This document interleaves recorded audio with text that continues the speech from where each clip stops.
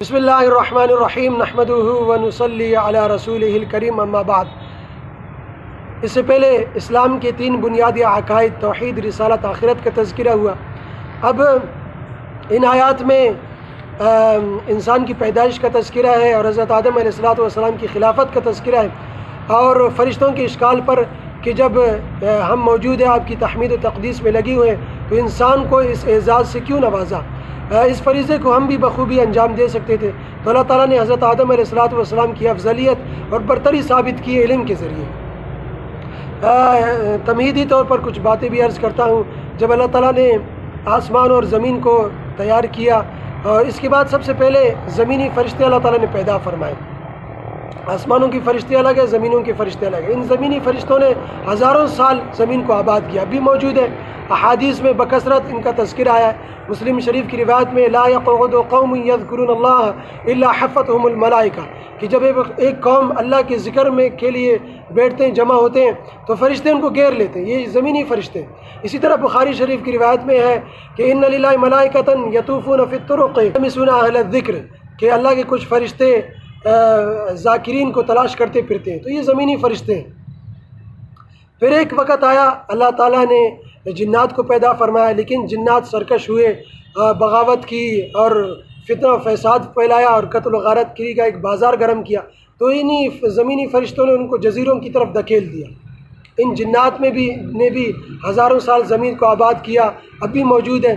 پھر ایک وقت آیا، انسانوں کو پیدا کرنے کا وقت آیا، انسانوں کے جد امجد حضرت آدم علیہ السلام کے پیدا کرنے کا وقت آیا۔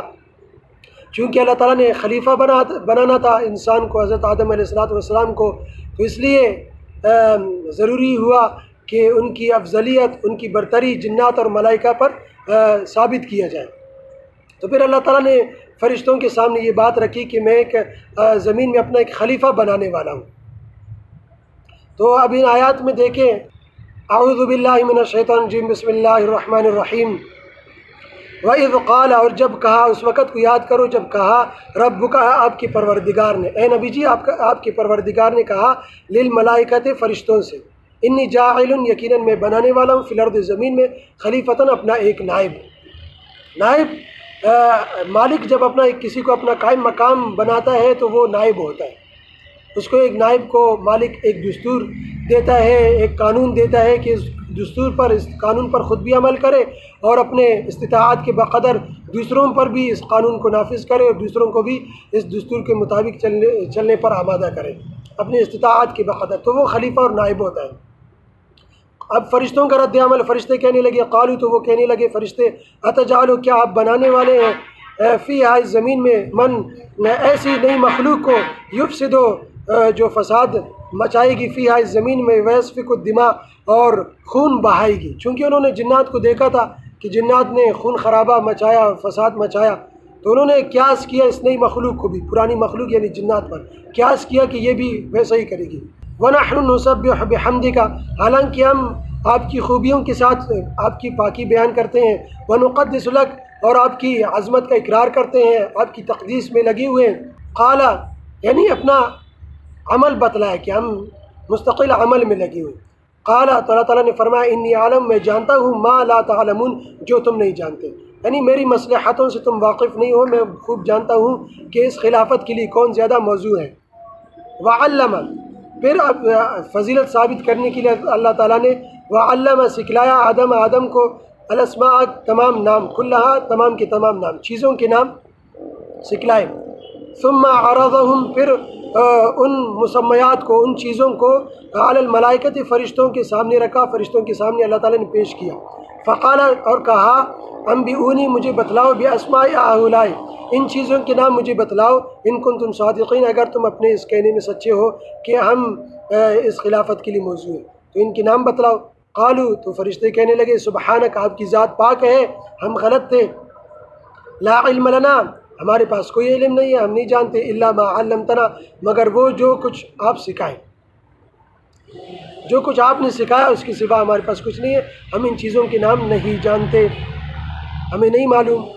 انکا انت، یقیناً آپ ہی، علیم، خوب جاننے والے، الحکیم، حکمت والے ہیں، آپ ہی حکمتوں سے واقف ہیں، حکمتوں کو جانتے ہیں۔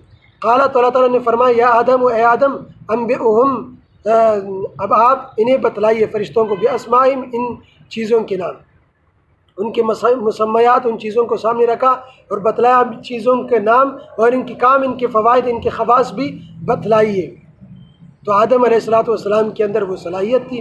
فلما انبأہم باسمائہم، بس جب آدم علیہ السلام نے ان کو ان چیزوں کے نام بتلائے، قال تو اللہ تعالیٰ نے فرمایا الم اقل لکم، کیا میں نے تمہیں نہیں کہا تھا انی عالم میں جانتا ہوں غیب السماوات والارض، زمین و آسمان کی پوشیدہ چیزوں کو میں زیادہ جانتا ہوں، وَأَعْلَمُ، اور میں جانتا ہوں ما تبدون، جو تم ظاہر کرتے ہو، یعنی جو تم اس بات کو ظاہر کرتے ہو کہ وَنَحْنُ نُسَبِّحُ بِحَمْدِكَ وَنُقَدِّسُ لَكَ، ہم آپ کی تقدیس اور تحمید میں لگے ہوئے ہیں، وَمَا كُنْتُمْ تَكْتُمُونَ، اور جو کچھ تم چھپاتے ہو وہ میں جانتا ہوں۔